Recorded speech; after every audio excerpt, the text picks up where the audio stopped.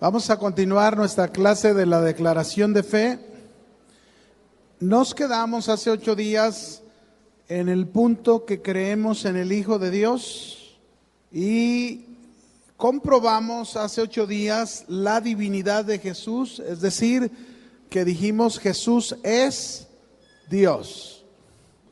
Pero hay un punto importante que tenemos que también estar muy afinados, como le quieras poner, y vamos a poner, conozcamos su nacimiento virginal.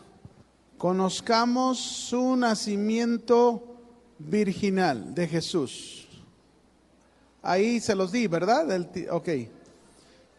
La doctrina del nacimiento virginal, mis hermanos, es una de las doctrinas más vitales que el cristiano debe de tener en su vida. Vamos a considerar entonces la encarnación de Jesús. Vamos a ver 4 verdades de la encarnación de Jesús. 4 verdades importantes de la encarnación de Jesús que necesitamos conocer. ¿Listos?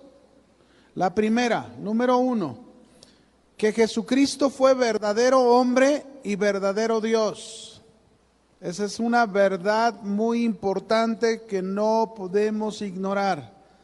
Jesucristo fue verdadero hombre y fue verdadero Dios. La segunda, me dice cuando ya.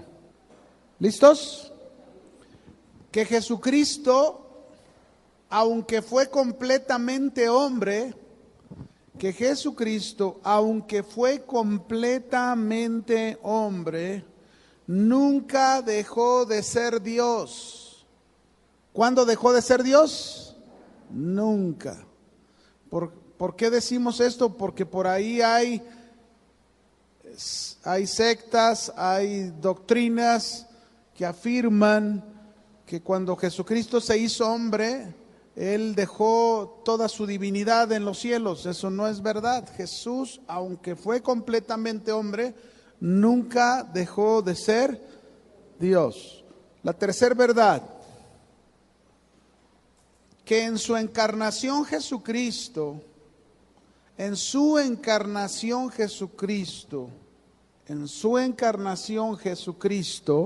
retuvo cada uno de sus atributos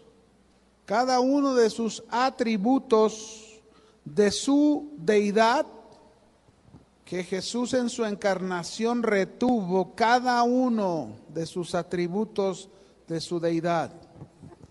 Y el cuarta verdad, que su total deidad, es decir, cuando decimos deidad, pues decimos que Él es Dios, ¿no? Que su total deidad y su total humanidad son completamente esenciales. Son completamente esenciales para su obra en la cruz. Porque fíjense bien, mis hermanos, si Él no hubiera sido completamente hombre, no podría haber muerto por nosotros. Si Él no hubiese sido completamente Dios, Él no podría haber sido levantado de entre los muertos. Se necesitaba su divinidad, se necesitaba su humanidad de Jesús. Amén. Por eso es importante estas 4 verdades, que no se nos olvide en nuestra fe, en nuestra declaración de fe, en lo que creemos. Como ya vimos textos y afirmamos su divinidad, vamos a ver textos para afirmar su humanidad, su encarnación. Lucas 1, 26 al 35. Lucas capítulo 1, verso 26 al 35. Aquí vemos la encarnación de Jesús, obra del Espíritu Santo. Lucas 1, 26 dice, ¿lo tenemos? Y al 6º mes el ángel Gabriel fue enviado por Dios a una ciudad de Galilea llamada Nazaret, a una virgen desposada con un varón que se llamaba José, de la casa de David, y el nombre de la virgen era María. Y entrando el ángel donde ella estaba, dijo: salve, muy favorecida, el Señor es contigo, bendita tú entre las mujeres. Mas ella, cuando le vio, se turbó por sus palabras y pensaba, ¿qué salutación sería esta? Entonces el ángel le dijo, María, no temas, porque has hallado gracia delante de Dios. Y mire lo que le da la noticia que le da el ángel. Y ahora concebirás en tu vientre y darás a luz un hijo y llamarás su nombre, ¿cómo se llamará? Jesús. Este será grande y será llamado Hijo del Altísimo, y el Señor Dios le dará el trono de David, su padre, y reinará sobre la casa de Jacob para siempre, y su reino no tendrá fin. Entonces María dijo al ángel, ¿cómo será esto? Pues no conozco varón.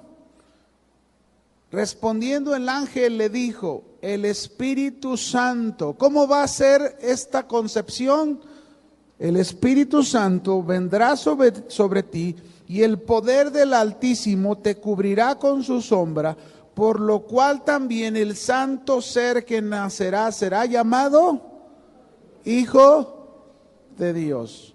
Note, esto es muy importante porque aquí en este versículo se nos está diciendo que el que va a nacer en la humanidad es el mismísimo Hijo de Dios, el preexistente, el que es Dios, va a ser encarnado. Filipenses capítulo 2, versículos 5 y 11. Filipenses 2, 5 al 11. Un texto más que se nos muestra a Jesucristo encarnado, Jesucristo que es Dios encarnado. ¿Listos? No debe de haber duda en estos textos. Haya pues en vosotros este mismo sentir que hubo también en Cristo Jesús, el cual siendo en forma de Dios, no estimó el ser igual a Dios como cosa que aferrarse, sino que se despojó a sí mismo. Cuando dice despojó a sí mismo, no está diciendo que dejó su divinidad, no. Está hablando aquí en el despojo, está hablando en una negación para aceptar. Imagínese usted, el creador de todas las cosas, aceptar venir a someterse a un cuerpo humano para nacer como un bebé. Es algo tremendo, ¿no? Así que él se despojó a sí mismo, tomando forma de siervo, hecho semejante a los hombres, y estando en la condición de hombre, se humilló a sí mismo, haciéndose obediente hasta la muerte y muerte de cruz, por lo cual también Dios lo exaltó a lo sumo y le dio un nombre que es sobre todo nombre, para que en el nombre de Jesús se doble toda rodilla de los que están en los cielos, en la tierra y debajo de la tierra, y toda lengua confiese que Jesucristo es el Señor, para gloria de Dios Padre. Ahí está un texto más que nos habla de la encarnación de Jesús. Siendo Dios, tomó forma humana. Otro texto, Primera de Timoteo, capítulo 3, verso 16. Primera de Timoteo 3, 16. ¿De quién está hablando aquí? Vamos a mirar. E indiscutiblemente grande es el misterio de la piedad. Y dígame luego qué dice en el texto. Dios fue manifestado en carne. Ahí está una vez más un texto que nos habla de la encarnación de Jesús, Dios hecho carne. Juan capítulo 1, versículo 14. Juan 1, 14. ¿Lo tenemos? Y aquel verbo fue hecho carne, otra vez, y habitó entre nosotros, y vimos su gloria, gloria como del unigénito del Padre, lleno de gracia y de verdad. Aquel verbo, dice, fue hecho carne. Fíjense bien, aquí la palabra verbo, que significa la palabra, se refiere a Cristo. Cristo, que es Dios preexistente, que se hizo carne. Nos está hablando de su encarnación. Aquí la palabra carne viene de una palabra griega que significa naturaleza humana. Jesús tuvo una naturaleza humana y una naturaleza divina. Y mire, aquí algo muy importante a notar. La naturaleza humana y la naturaleza divina de Cristo, naturaleza humana y naturaleza divina de Cristo en su encarnación, se unieron completamente, y siempre la relación de las dos naturalezas,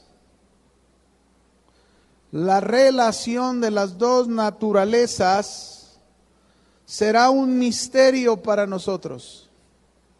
No tratemos de ahondar en esta unión de las dos naturalezas.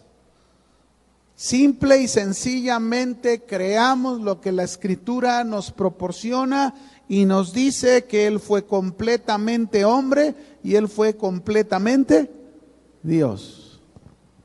Amén. No tratemos de ahondar. Ahorita les voy a explicar por qué. Quiero darles aquí un punto que es importante que usted conozca, porque este es un punto que trata con esta unión de las dos naturalezas de Jesucristo.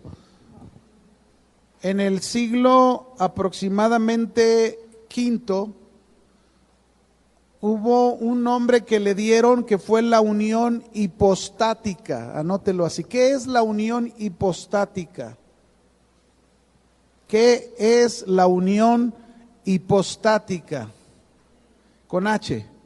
Hipostática, acento en la primera, hipostática. Esta palabra hipostática es una palabra griega que viene de dos, se deriva de dos partes. La primera es hipostasis, que significa esencia, sustancia. Hipostasis, esencia, sustancia, y que es un término técnico. Es un término técnico de la teología cristiana, es un término técnico de la teología cristiana que se usó para indicar, fíjense bien, que se usó para indicar que la naturaleza humana y la naturaleza divina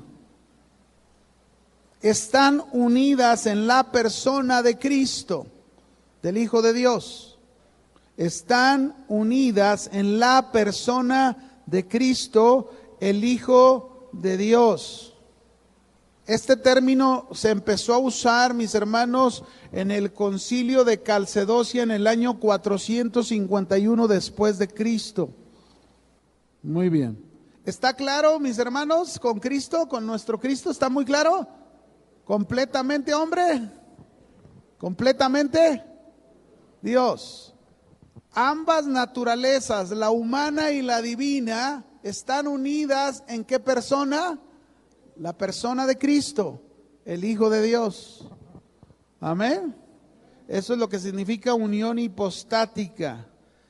Esa es. Y que la Biblia nos concuerda realmente, la Biblia nos enseña que Jesucristo es completamente hombre, Jesucristo es completamente Dios. Pero fíjense, ¿por qué hablamos de esto, de la unión hipostática? Porque hay doctrinas erróneas acerca de la naturaleza de Cristo. Hay pensamientos erróneos, equivocados acerca de quién fue Cristo o cómo fue su naturaleza, y muchos porque han tratado de indagar en su razón, y mis hermanos, no podemos hacerlo, no podemos penetrar. Acuérdense que la Escritura dice bien claro, las cosas ocultas pertenecen a Dios y las reveladas, ¿a quién pertenecen? A nosotros. No podemos meternos en el terreno de lo que hasta donde podemos entender. Tenemos que creer lo que la Biblia dice. Hay doctrinas erróneas de la naturaleza de Cristo. ¿Y de dónde surgen estos errores? Precisamente de tratar de razonar y entender esta unión hipostática. Ese es el problema. Tratar de entender y razonar la unión hipostática. A ver, ¿cómo es eso que se une la naturaleza humana y la naturaleza divina? Así es como la Biblia lo describe, completamente hombre, completamente A ver, completamente hombre y completamente Dios. Tú vas a ver en los evangelios, tú puedes leer los evangelios donde se nos presenta la vida de Jesús y vas a encontrar muchos casos donde tú ves esa humanidad de Jesús, tan clara, tan específica. Pero vas a encontrar en otros pasajes de los mismos evangelios la divinidad de Jesús tan clara y tan específica. No hay duda, completamente hombre, completamente Dios. Pero ¿cómo se unieron estas? Bueno, ese es el misterio de Dios, esa es la obra milagrosa del Dios que tenemos, que para Él no hay nada imposible. Es como si tratáramos de entender la misma encarnación de Jesús, la concepción de Jesús, no lo entenderíamos. ¿Qué hizo el Espíritu Santo para que se hiciera hombre? Para Dios no hay nada imposible, no se nos olvide, mis hermanos. Lo que Dios hace, para Él es posible. Amén. Bueno, vamos a ver algunos pensamientos erróneos de la naturaleza de Cristo, porque es importante que si creemos nosotros en nuestro Señor Jesucristo como Dios, el Hijo de Dios, tenemos que conocer pensamientos que son contrarios para no ceder y no caer en ellos, ¿no? Por ejemplo, uno de ellos es el docetismo, así se llama, docetismo. Esta fue la primera herejía que surgió, docetismo, así como se lo pronuncio. Fue la primera herejía que surgió en contra de la persona y la naturaleza de Cristo. Ellos, el docetismo, pensaba o negaban, más bien negaban la divinidad de Cristo, negaban la humanidad de Cristo. Es decir, ellos sí reconocían que era Dios, pero no reconocían que era completamente hombre. Pregunto, ¿es correcto este pensamiento? ¿Negar la humanidad de Jesús y reconocer la divinidad de Jesús? ¿Es correcto? A ver, ¿es correcto? ¿Por qué no? A ver, vamos a ser lógicos en esto. ¿Por qué no? Porque si Jesús no hubiese sido completamente hombre, ¿cómo nos hubiese representado en la cruz? Tú y yo, nuestros pecados no están perdonados. ¿Estamos? Si Él no hubiese sido completamente hombre, Él no hubiese muerto y no hubiese sido resucitado de entre los muertos. Es una falacia que Jesús resucitó de los muertos, y entonces dice la Escritura que si así es, nuestra fe es en vano. Vámonos, ¿qué estamos haciendo aquí? Vámonos. ¿Qué? Pero no es así, ¿verdad que no? No. Estos hombres así pensaban. Este es un error, esta es una herejía, porque la Biblia nos dice claramente que Jesús es completamente Dios y es completamente hombre. Dos, otro pensamiento erróneo, el ebionismo, con B de bueno, ebionismo. Otra herejía que surgió en el siglo II acerca de la naturaleza de Cristo. Ebionismo. Es un término patrístico que hace referencia a sectas judeocristianas.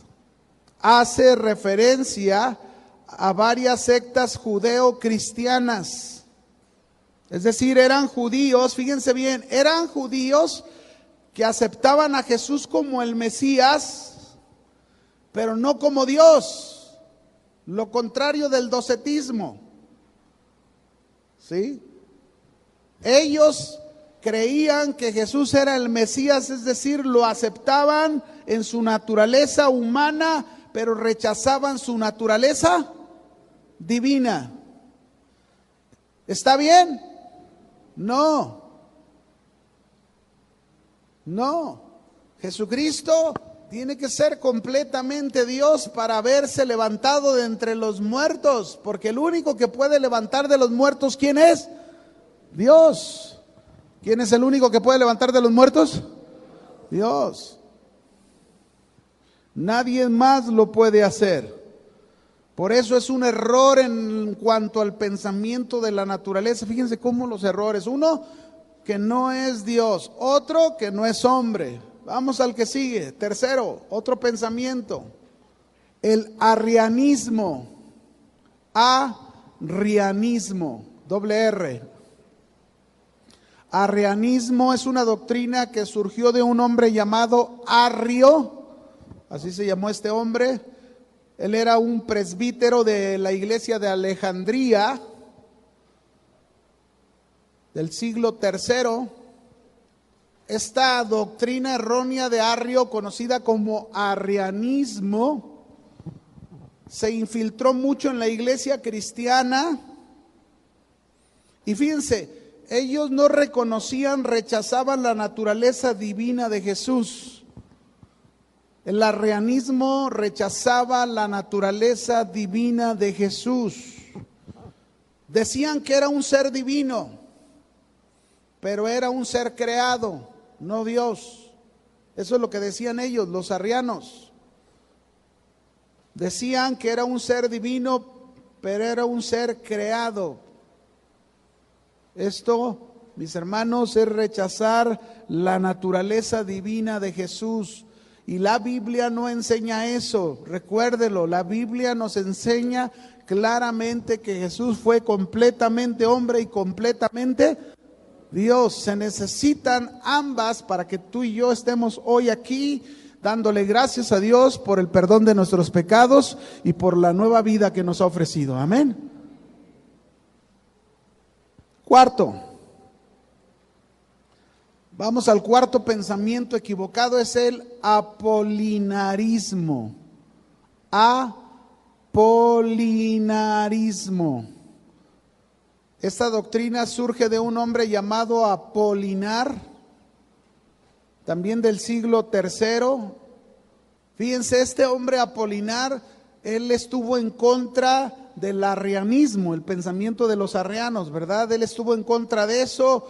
Él dijo, no, Jesús es Dios, completamente Dios. Él defendía esa postura, pero su error del apolinarismo es que redujo la humanidad de Jesús. En pocas palabras, al reducir la humanidad de Jesús, él estaba diciendo que Jesús no fue completamente hombre. Es decir, negaba, al final de cuentas, negaba la humanidad de Jesús. Este hombre decía, bueno, nada más entre sus locuras, él decía, Jesús tuvo un cuerpo humano, un alma humana, pero no un espíritu humano. Y eso, ¿saben por qué lo sacan? Porque le ponen a razonar y a sacar un montón de cosas. No, acuérdense, Jesús tuvo una naturaleza humana y una naturaleza divina. ¿Qué quiere decir? Que tuvo un cuerpo humano, tuvo un alma y tuvo un espíritu. Sí, pero tuvo una unión entre lo humano y lo divino. Una unidad, pero con una persona. ¿Cuál es la persona? El Hijo de Dios. Vamos a otro, el quinto. Son algunos nada más. El quinto. Este se llama nestorianismo. Nestorianismo. Aquí empezamos con todos los rollos equivocados, fíjense. ¿Qué decía el nestorianismo? Que surge de un hombre llamado Nestorio del siglo V. Él dijo, fíjense bien, escuche lo que le voy a decir. Él dijo que Jesús tenía dos naturalezas, la humana y la divina. ¿Cuántas naturalezas dijo que tenía Jesús? ¿Está bien hasta aquí? Sí. ¿Saben cuál fue el error de este hombre? Por pensarle tanto, que este hombre dijo que estas dos naturalezas, la humana y la divina, estaban separadas, independientes. ¿Qué hizo entonces Nestorio? En el nestorianismo, ¿qué hizo? Dividió a Jesús en dos personas. Este hombre decía que en Jesús había la persona humana y la persona divina. Error. ¿Cómo le llamamos en un ser humano con dos personalidades? ¿Cómo se le llama? ¿Cómo se le conoce? Una bipolaridad, ¿verdad? Impresionante. Este es un error. ¿Cuántas personas hubo en Jesús? A ver, ¿cuántas personas hubo en Jesús? ¿Y cuántas naturalezas? A ver, ya se me confundieron. ¿Se fijan? ¿Cuántas naturalezas hubo en Jesús? La humana y la divina. Pero ¿cuántas personas era Jesús? ¿Y quién era esa persona? El Hijo de Dios. ¿Quién era esa persona? Cristo. Siempre ha sido Él. Una persona, no dos personas. Este fue el error de este hombre. Ahora, este hombre puso que tenía dos personas. Déjenme explicarles esto, porque en su tiempo ya corría una doctrina que estaba tomando mucho auge. ¿Cuál era esa doctrina? Esa doctrina se le conocía en griego como Teotokos. ¿Qué quiere decir Teotokos? Con K, Teotokos. Significaba que se estaba diciendo que María era la madre de Dios. Por eso dicen Teotokos, eso significa madre de Dios en griego. Entonces este hombre llamado Nestorio, para tratar de explicar que María no era la madre de Dios, por eso dijo que Jesús tenía dos personas, la persona humana y la persona divina. Y entonces él dijo, ella es madre de la persona humana, no de la persona divina. Pero es un error decir eso, mis hermanos. Como es un error decir que María es madre de Dios. También ese es un error. María fue madre de Jesús. Punto. ¿Eso es lo que la Biblia dice? ¿Sí o no? A ver, ¿la Biblia dice que María fue madre de Jesús? Sí. Ninguna duda tenemos en eso. ¿Alguien tiene alguna duda en eso? Pero mis hermanos, meterse en este tipo de asuntos es algo que nunca en la Biblia, nunca hubo problemas. Siempre se reconoció a María como la madre de Jesús. Nunca se usó ese término, Teotokos, María, madre de Dios. Pero ya después los hombres al razonar comienzan a sacar este tipo de doctrinas, de enseñanzas. Así que por eso es importante estar bien empapados tú y yo de los pensamientos equivocados acerca de Cristo. Nos quedan dos pensamientos equivocados todavía. El que sigue, un poquito más el nombre, es eutiquianismo. Eutiquianismo. Esa es otra doctrina que surgió de un hombre llamado Eutiques del siglo V. Fíjense este hombre hasta dónde llegan, ¿verdad? Este hombre dice que la naturaleza divina de Jesús se unió a la naturaleza humana y Jesús solo tuvo una naturaleza. Inclusive en su tiempo hay un hombre que se le conoce como el monofisismo. Ese monofisismo significa una naturaleza. Jesús, ¿cuántas naturalezas tuvo? ¿Cuántas? ¿Fue completamente hombre y completamente? ¿Se acuerdan de las 4 verdades que aprendimos? ¿Se acuerdan? Ahí las tiene anotadas. 4 verdades. La primera, ¿qué dice la primera? Ayúdeme, vamos a recordarlas. ¿Qué dice la primera? Jesucristo es verdadero hombre y verdadero. La segunda. Fíjense, aunque llegó a ser completamente hombre, Jesús nunca dejó de ser Dios. Cuando se está diciendo aquí en el eutiquianismo, se está diciendo que la naturaleza humana se une a la naturaleza divina y se hace una sola naturaleza. Eso es un error, esa es una herejía, porque la Biblia no enseña eso. Amén. La Biblia nos enseña claramente, mis hermanos, que Jesús tuvo ¿cuántas naturalezas? Sí, se las va a grabar. Humana, divina. ¿Y cuántas personas? ¿La persona de quién? Del Hijo de Dios, Jesucristo, exactamente. Vamos al último. El último error en el pensamiento se conoce como el monotelismo. Monotelismo del siglo VII, después de Cristo. Monotelismo del siglo VII después de Cristo. Póngame mucha atención, porque aquí es donde no tenemos que razonar, tenemos que creer en lo que hemos aprendido. Amén. El que razona y trata de ir más allá se va a volver loco, como estos que se volvieron locos. Ya los conoció, ¿verdad? Mire, ¿qué quiere decir el monotelismo? Ellos decían que Cristo tenía dos naturalezas. ¿Está bien? Sí. ¿Cuántas naturalezas? Dos, la humana y la divina. Pero ¿cuál fue su error del monotelismo? Mono es uno, telismo es voluntad. ¿Qué querían decir entonces? Que Jesucristo tuvo dos naturalezas, pero tuvo una sola voluntad. Error. Otra vez, ¿qué dijimos? Error.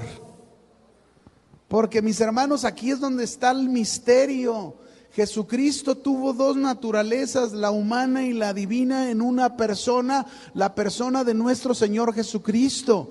Pero en Jesucristo había una unión entre la voluntad humana y la voluntad divina. Había una unión entre los sentimientos humanos y los sentimientos divinos.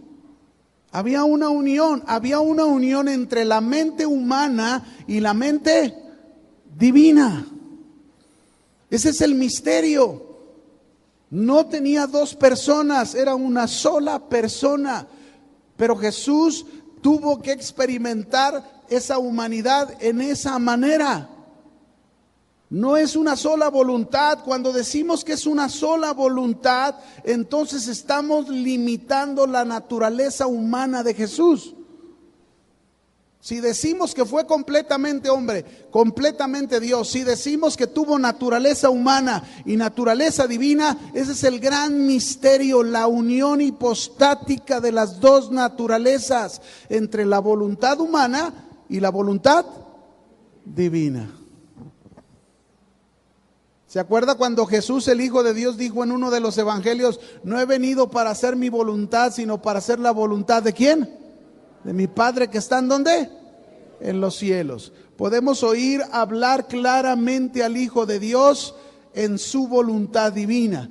Pero luego, en el huerto de los olivos, cuando estaba a punto de ser sacrificado, ¿se acuerda que estaba ahí y que decía que era la agonía de Jesús y que como que hasta goteaba sus gotas como de sangre? ¿Se acuerda que él oró al Padre?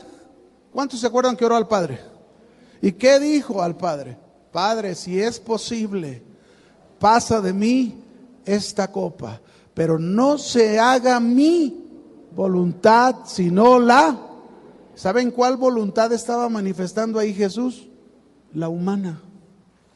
La Biblia es muy clara. Jesús nos muestra su humanidad, Jesús nos muestra su divinidad. Por eso, mis hermanos, no podemos ir más allá más que lo que la Escritura nos enseña. Amén. ¿Está claro, hermanos? Ok, vamos a ver algunas razones de la encarnación de Jesús. Lo que alcancemos con los poquitos minutos que nos quedan. Algunas razones de la encarnación de Jesús. ¿Por qué Jesús, el Hijo de Dios, el preexistente antes de la creación del mundo, que existe por sí mismo, Alfa y Omega, que es Cristo. ¿Por qué tuvo que encarnarse? ¿Por qué tuvo que hacerse completamente hombre? Número uno, nos debe de quedar muy claro porque en eso creemos. Amén. Número uno, la primera razón de la encarnación de Jesús fue para revelar a Dios a los hombres. ¿Cuánto le dicen gracias, Señor, por Cristo? Esa es una de las razones principales de la encarnación de Jesús, revelar a Dios a los hombres. Juan capítulo 1, versículo 18 dice, vamos a leer dos textos para confirmar lo que estamos hablando. Juan 1, 18. ¿Lo tienen?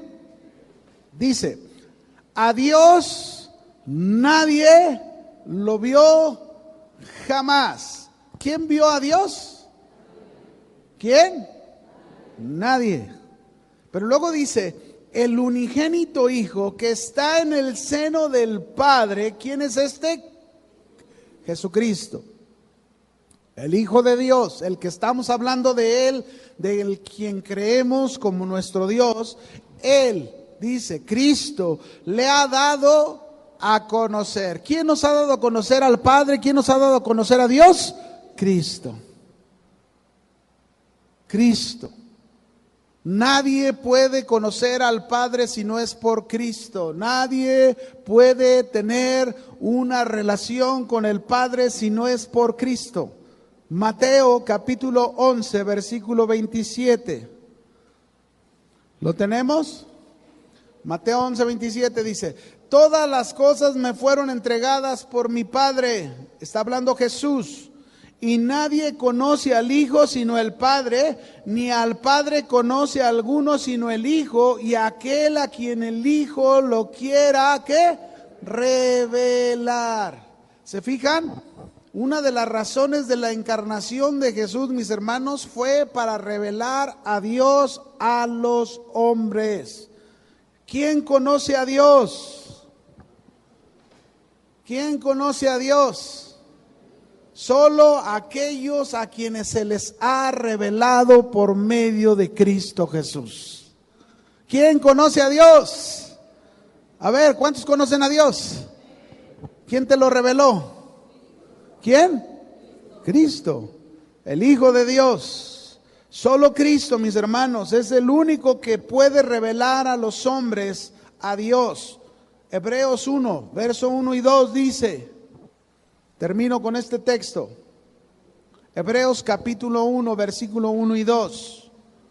Dice ahí, Dios habiendo hablado muchas veces y de muchas maneras en otro tiempo a los padres por los profetas, en estos postreros días nos ha hablado por el Hijo, a quien constituyó heredero de todo y por quien asimismo hizo el universo. ¿Saben? Este pasaje nos está diciendo claramente que Dios tuvo que mandar a su Hijo encarnado, el Hijo de Dios, la segunda persona de la Trinidad, haciéndose hombre para que tú y yo en estos postreros tiempos se nos haya revelado a Dios, y hoy podemos decir que conocemos a Dios gracias a Cristo Jesús. Amén. Si quieres que alguien conozca a Dios, primero tienes que llevarlo a Cristo, porque Cristo es el único que puede revelar a Dios a los hombres. Amén. Aquí nos vamos a quedar, mis hermanos. Creemos en el Hijo de Dios. Amén. Dios le bendiga.